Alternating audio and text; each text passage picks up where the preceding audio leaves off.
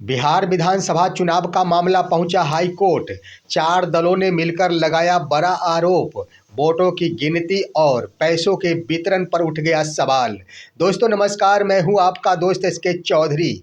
जहां पर इस बार विपक्ष की करारी हार हुई बिहार विधानसभा चुनाव के मद्देनजर, वहीं पर आखिर एनडीए यानी सत्ता पक्ष को अपार बहुमत मिली। इसी बीच दोस्तों आखिर सवाल पर सवाल खड़े हो रहे थे कि बिहार विधानसभा के चुनाव में इस बार कुछ और ही परिदृश्य देखने को मिला है, जिसका नतीजा है कि एनडीए को अपार बहुमत मिली और विपक्ष को करारी हार का सामना करना पड़ा।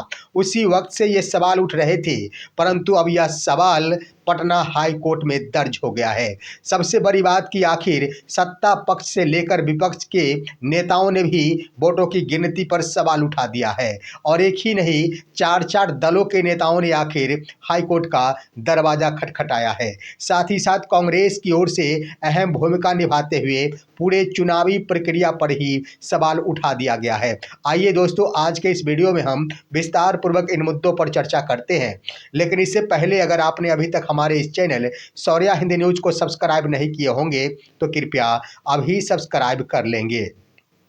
दोस्तों बिहार विधानसभा का चुनाव समाप्त हो गया, बिहार में सरकार बन गई, लेकिन अब सवाल उठ गया है कि आखिर इस चुनावी प्रक्रिया में काफ़ी कुछ धांधली हुई है, जिसको लेकर शुरू से ही कांग्रेस के द्वारा सवालें उठाई जा रही थी। लेकिन दोस्तों आखिर चुनावी प्रक्रिया के दरमियान कुछ वैसे तिथि निर्धारित होते हैं जिस तिथि के अंदर आखिर पटना हाई कोर्ट में या फिर किसी भी कोर्ट में चुनौती पेश की जा सकती है। 29 दिसंबर 2025 चुनावी प्रक्रिया के विरोध में अपील करने का अंतिम तारीख है और इसी बीच दोस्तों पटना हाई कोर्ट में कांग्रेस की ओर से अलग ही एक मुकदमा दायर किया गया है। साथ ही साथ 4 अन्य दलों के नेताओं के स्तर से भी अलग अलग मुकदमा दायर किया गया है। आइए सबसे पहले जानते हैं कि आखिर कांग्रेस ने पूरे चुनावी प्रक्रिया पर ही सवाल उठा दिया है। कांग्रेस का कहना है कि यह पूरी चुनावी प्रक्रिया में निर्वाचन आयोग की ओर से सत्ता पक्ष को फायदा पहुंचाया गया था। उन्होंने आखिर 10,000 रुपए वितरण पर ही सवाल उठाए। मैं बता देना चाहूँगा कि कांग्रेस की ओर से वोटों की गिनती पर सवाल नहीं उठाया गया है, अन्य धांधली पर नहीं, बल्कि आचार संहिता के मद्देनजर आखिर निर्वाचन आयोग के द्वारा ही सत्ता पक्ष को फायदा पहुंचाने का आरोप लगाया गया है। कांग्रेस के कई नेता अमित कुमार टुन्नू, उसके बाद ऋषि मिश्रा, तौकीर आलम, उसके बाद निशांत शेखर इत्यादि बड़े बड़े कांग्रेस के नेताओं के स्तर से पटना हाई कोर्ट में मुकदमा दर्ज करा दिया गया है। दोस्तों उनका कहना है कि जब मैं तेलंगाना में हमारी पार्टी चुनाव लड़ रही थी, उस वक्त कांग्रेस की ओर से मोबाइल फ़ोन मुफ्त में देने की योजना बनाई जा रही थी, तब जाकर निर्वाचन आयोग के द्वारा उस पर रोक लगा दिया गया था। लेकिन बीच चुनाव के प्रक्रिया के दौरान एक तरफ जहां आचार संहिता लागू था बिहार में और वोटिंग की तिथि निर्धारित थी, वोटिंग भी हो रही थी और बिहार की जनता के खाते में 10-10 हज़ार रुपये जा रहे थे, यहाँ पर निर्वाचन आयोग के स्तर से रोक क्यों नहीं लगाया गया, जिसका नतीजा है कि आखिर पैसे देकर वोट खरीदे गए। यानी कांग्रेस के स्तर से मुख्य रूप से आरोप लगाया गया है कि पूरे चुनाव की प्रक्रिया बदली है तो 10,000 रुपए के वितरण के आधार पर, और इस पर रोक लगाई जानी चाहिए थी।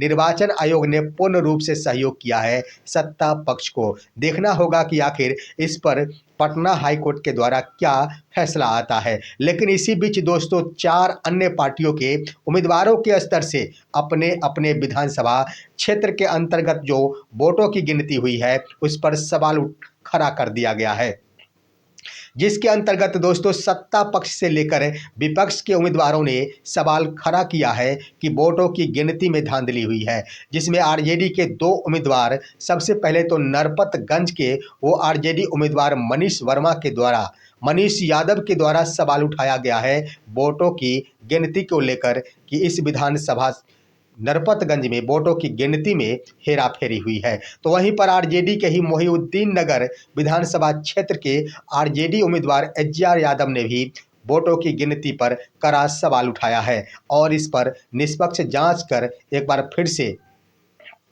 न्याय देने की अपील की गई है। वहीं पर देखेंगे दोस्तों तो जीतन राम मांझी के वही उम्मीदवार जिनके लिए उन्होंने कहा था कि अगर कहा जाता, हमसे संपर्क किया जाता तो मैं डीएम से कहकर आखिर चुनाव जितवा देते। आखिर वही उम्मीदवार अनिल कुमार जो टेकारी विधानसभा क्षेत्र से उम्मीदवार थे, वो हार गए थे। उन्होंने भी पटना हाई कोर्ट में आखिर केस दाखिल कर दिया है। तो एक अन्य उम्मीदवार जो आरएलजेपी